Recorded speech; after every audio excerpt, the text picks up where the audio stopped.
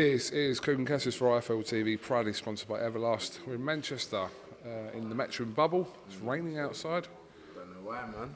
The weather's not nice up here, Coog. I know, but when you're in here, it doesn't really matter what's going on out there because we can't leave. For real. Are you keeping, man? I'm all good. Cool, man. I'm not too bad myself. Did I not ask you how you are? Give me a chance. Nah, I'm cool, Coog, man. It's good to see you, bro. It's good to see you, man. Absolutely. Likewise, Josh. Back in action this weekend against the unbeaten Dos Santos. What do you know about him? Not a lot. I've been told many times now that he's got a good story. Unbeaten. There's not much footage of him, so you just have to go in and find out. But I'm down, man. It is what it is. But I mean, these are the potential. We know, like I said, you're going to be asked questions about this fight, that fight. But these are the fights that you have to be fully focused on, which we know you are. Not take you off the ball, and where you haven't seen too much of him could, like I said, could be a disadvantage. We know it won't be for you, but you understand what I'm saying. Yeah, definitely. And I think in the whole COVID situation we've seen recently, that there's been fighters that have come over to fight some of our guys, and they've beaten them. Not beaten them, they've knocked them out.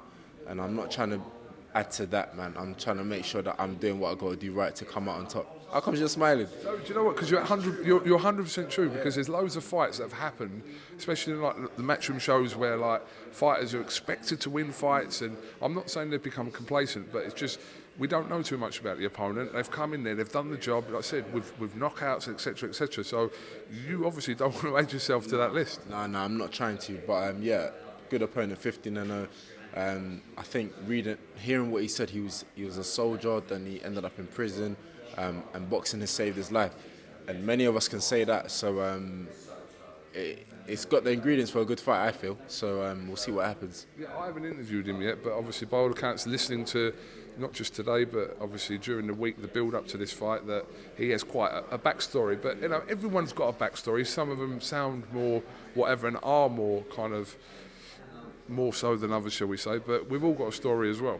We do, but then when you get in, it's boxing, it's grit, who wants it more, determination, and we can't say too much about the fight and how it's going to go until it happens. Obviously, I'm going in there with my mindset that I'm coming out on top, so is he, but Saturday is 2 nights away now, so we're getting closer. Looking back on your brilliant win over Marko Kalic last time out, looking back at that now, how did you dissect that? What did you find? Things that you were pleased with, things that you weren't pleased with? I think that what stood out, Coog, was that, of course, we saw what happened to my eye. I had to kind of grit it out for 4 rounds on top of that to come out and get the win. And like I keep saying it, that a lot of talking is done prior to a fight. So for me, it was just to say, okay, cool, you are kind of able to back what you said or what you believed about yourself, and just get to know myself a bit better, that okay, if it gets tough, because you never know until you're in the situation, so I was able to see that okay, cool, if it gets tough, you can kind of grit it out. So and you know, we've seen recently there's been loads of fights where fighters have lost due to like an eye injury, but each and everyone's has been different. I feel, I don't think mine's been the same to what the other fighters had, so I could never sit down and say, I firmed it, I soldiered it, so they should do the same. No, everyone even feels different when it happens to them. So mine to someone else may have been the worst pain ever, to others it may not have been.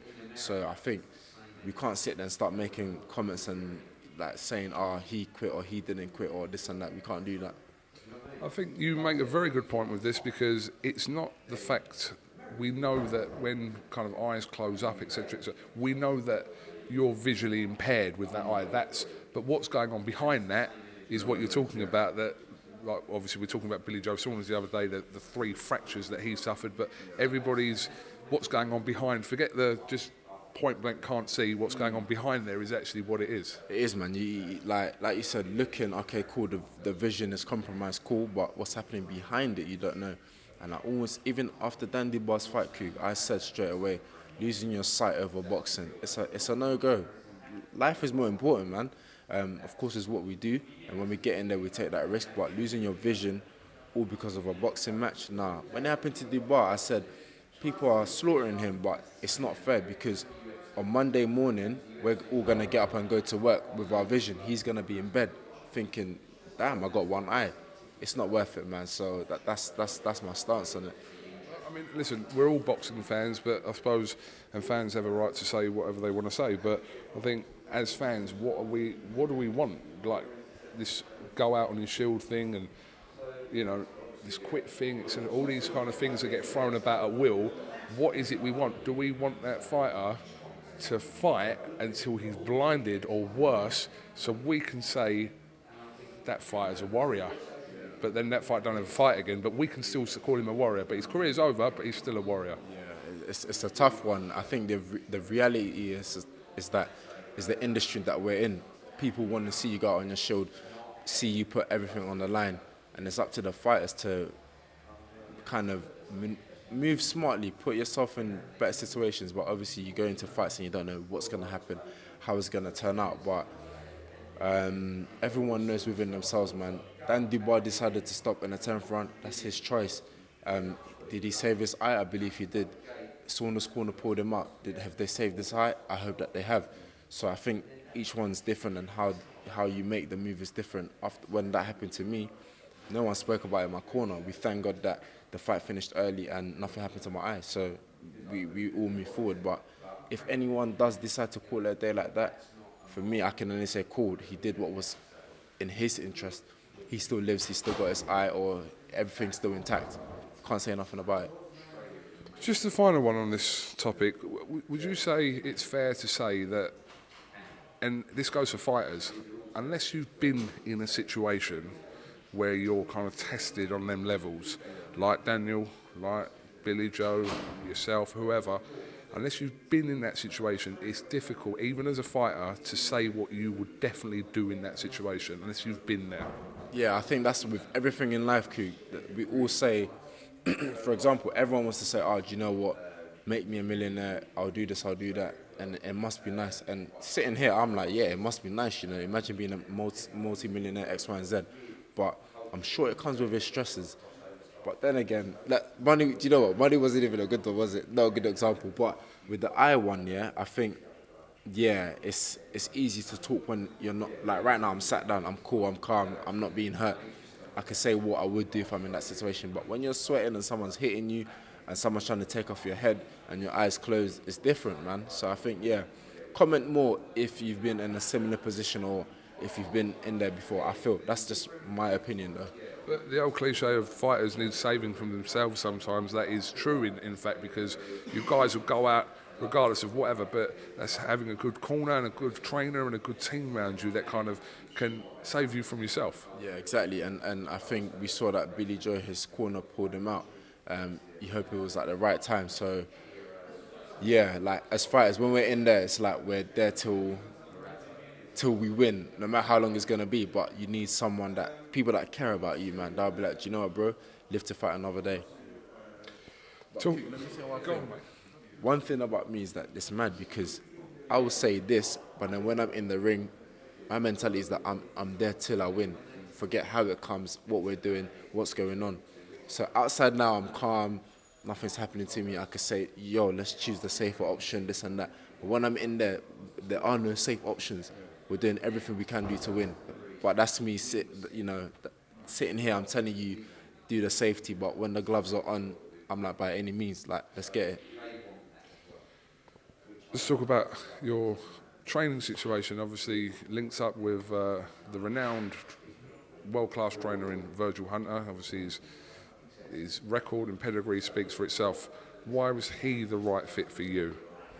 Good question. I think it's just the works that I've seen over the years with different fighters and watching some of the fighters that he's worked with, and there's something mysterious about him, that you can't get to know what he's like until you've actually met him and you've interacted with him, and again, he's your trainer or your friend or whatever it is, and just the way he explains things as well. So for me, I saw a bit of that on YouTube, which is not enough, and I was like, oh, I want to get to know more about it.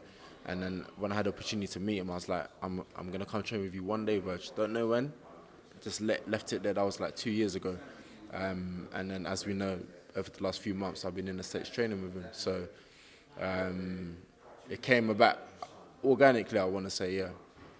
How has the relationship kind of on professional and also on a personal level developed with Virgil over those months? It's been good. I think in terms of from athlete to coach or boxer to teacher, whatever it is, I'm kind of trusting what he's teaching me. I'm like, okay, do you know what? If he says it's this way, I'll take his word. We'll try things this way. And in terms of a personal level, yeah, we spend more time together. You see him every day at the gym. Relationship grows, it enhances. So it's quite organic and very natural. Yeah. It's an interesting dynamic, not one we probably would have envisaged seeing, but yeah, we're interested to see how it kind of unfolds on Saturday night with you. Yeah, there will be, and I guess everyone watching is going to look for improvements or what's different. Am I going to box like some of the fighters that he's had? Am I going to box like Ward? And I'm saying to people, I may come out, I just said on Sky, I may come out and probably, if I do the opposite of what I'm being taught, people shouldn't be surprised. But ultimately, it's to win. So, yeah, there's the expectation of box, look good, do what you've been taught, box like Andre Ward even. But I'm like, bro, I'm going there to win when it's all said and done. That's what this sport is, win. Obviously, I was sitting there earlier on when you was having a conversation with Eddie, and we're not going to indulge into information on that, but obviously some of the names being mentioned, I know you're focused on Saturday, it's difficult, fight week, because you're always going to be asked, but people obviously want to see you, like we've been saying for the last sort of 12 months or so. Are you ready for the likes of, Bivol, we thought Craig Richards the other day, etc., these kind of guys, but we know that this is coming. It's coming, yeah, and I think people want like a time. They're like, give us a number, tell us a time, and I'm like, that's what's hard to say. But I can say it's coming, man. It's not that I'm getting younger or less experienced. I'm getting more experience. I'm growing as well. So it's coming. It's hard to say when and to put a number on it. But like we said when you were there with Eddie, the main thing is to stay active this year. Be as active as possible. Get 3 in this year, starting from this weekend. If you're now kind of creeping onto that kind of fringe world level status, shall we say, does that mean that there's certain fights at domestic level that we potentially may not see, or? That's a possibility, but I also think that with the interest of the public, if demand, the thing is, I always say to people, to an extent, public demand always wins sometimes. So I don't think all those fights with the other British light heavies are going to be a miss, unless, like you're saying, there's like a world title available. I'm going to be like, bro, step aside, let me do this, and maybe after we can carry on. But as we're all progressing on forward, if it gets to it and things happen and they're like, oh, you guys can fight each other, and the contracts and everything's right, then we will fight. Because I'm pretty certain, like I said, it's all like we're going through old ground, because we've been talking about the same things ever since you turned pro. But give me you against Johnson, Yard, Arthur, give me these fights any day of the week. Any boxing fan will take them. Yeah, they would. And I think that's the good thing about our division. I think the top 5/10, if any of us box each other, people will be interested. It's good to be in that mix. How are they going to happen? Hard for me to say. We're the boxers, so the promoters and the TVs and everything, they've got to sort themselves out. But I'm sure if we're all in the same stable, or if we can come into some kind of agreement, the fighters will say, yeah, I'll fight that guy. And it's for the different promoters and the TV people to sort it out. But for the fighters, I think most of us will be like, okay, cool.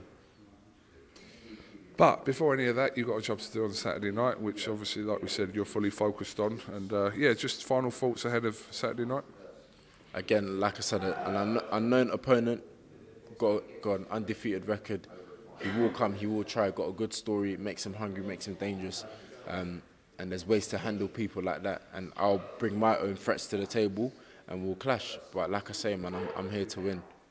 Really looking forward to seeing you back in action on Saturday night, live on The Zone and Sky Sports. So yeah, good luck and get the job done, mate. Respect you. Thank you, man. Thank you.